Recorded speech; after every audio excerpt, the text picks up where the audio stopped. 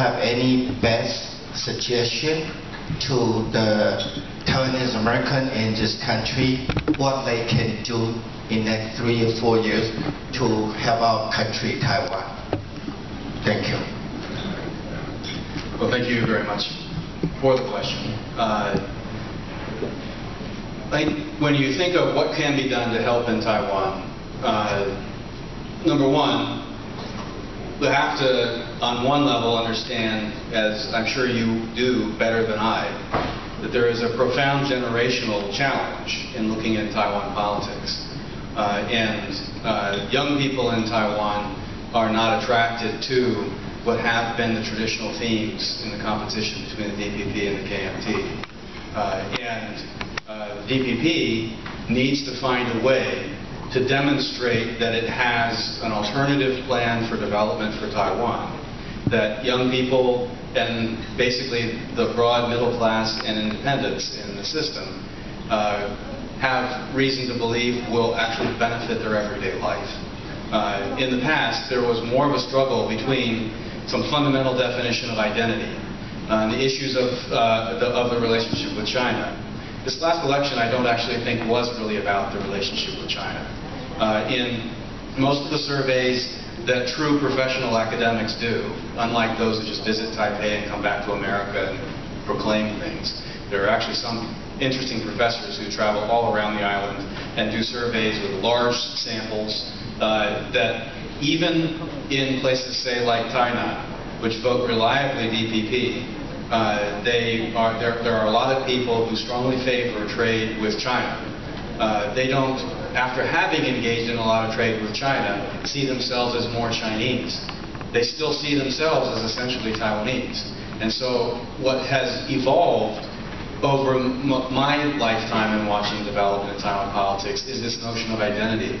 You have now a very, very strong supermajority of people in Taiwan who won't even think twice before saying, I'm Taiwanese. You ask them what they are, I'm Taiwanese. Is this a joke? No, I'm from Taiwan, I'm Taiwanese. They still might vote for either party. And in fact, the KMT leadership now is majority Taiwanese.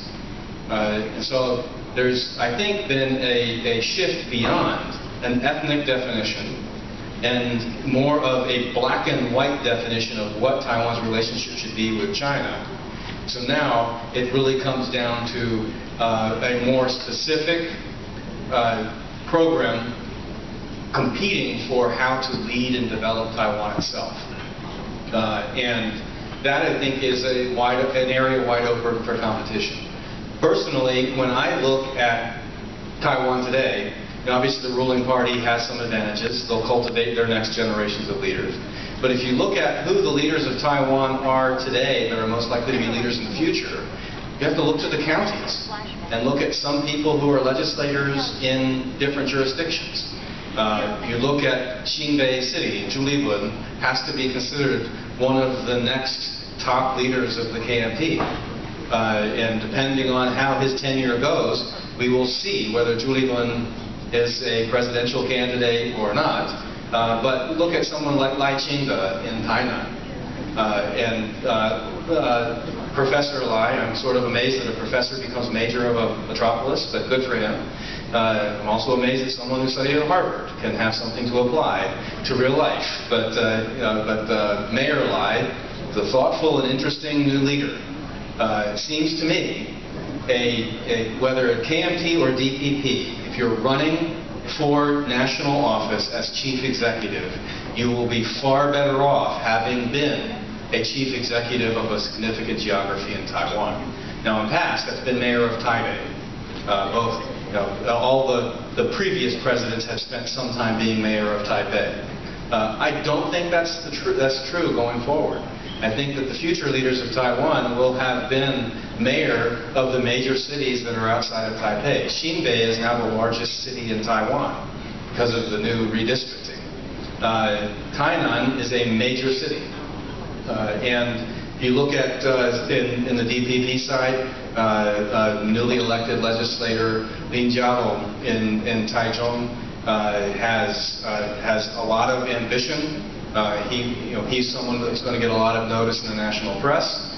You just look at the next generation of people, there is talent. So if you ask what can you do to help, number one is engage those new and emerging leaders. When you go to visit Taiwan, go to those places.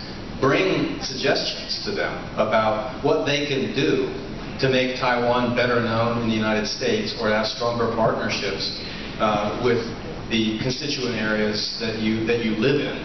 But give them ideas about how to think about the United States, how to connect better with American audiences or internationally.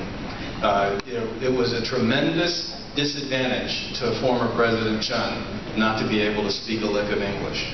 Doesn't mean it's fair. The world isn't fair. Heaven knows political races at times aren't fair. But his inability to communicate with the international community was a tremendous disadvantage for him.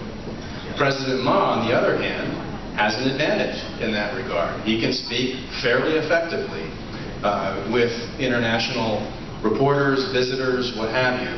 He could have a video conference speaking directly with any number of constituencies around the world. Well, look at your next generation of leaders. What are the skills that you, commonsensibly, will judge are critical to their being able to gain the trust of the international community, but also be seen by their constituents as being of that level of commanding respect, demonstrating leadership, persuading the world that they matter, should be listened to. Tsai Ing-wen came close in some of these areas, but ultimately fell short by the very harsh measure of an election. She may run again, I don't know. I have to say, I was somewhat surprised, having dealt with her over many, many years, that she ended up being a politician at all. I thought she was more of a scholar, almost like a bureaucrat. And then when she entered politics, I was sort of amazed. I wasn't even sure she belonged or was a member of the Democratic Progressive Party. And then she was the chair of the party. So I'm frankly kind of amazed at that pace of change and progress. If that remains, you have a lot of reasons for hope about these younger leaders graduating from city, county, legislative jobs and being able to compete for real leadership.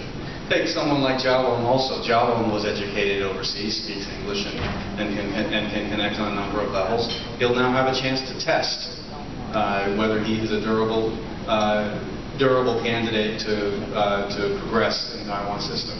KMT has some others besides Julie Lun on its side too. I think bringing a sober assessment to them about what the reality is in the United States, that they can't go through their everyday life in Taiwan and imagining that our leaders wake up every day thinking, how is Taiwan doing today? That's not reality. And when our leaders wake up and they're asking, how is Taiwan doing, most of the time they're wishing it wasn't on their agenda.